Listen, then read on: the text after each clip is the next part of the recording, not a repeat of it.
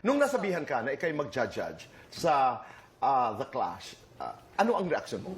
Siyempre, andun po yung kaba, andun yung takot, kasi first time ko po mag-judge eh. Pero, siyempre, I made sure din po na nag-singing lessons ako, nag-research ako, and ever since talaga po bata ako, mahilig na po ako sa halos lahat ng genres of music.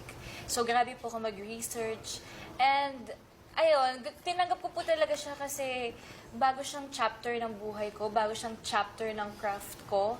So I really wanted to do it, lalo na po puro Gen Z yung mga contestants. So I think meron po akong masishare na wisdom sa kanila kasi tumanda na po ako dito sa industry. Alam ko yung paano ma-pressure and alam ko na I can give them advices on how they could keep on going despite Tama. po yung mga naririnig nila. And she's 21, huh? She talks about... Just 21. 21. She talks like Chris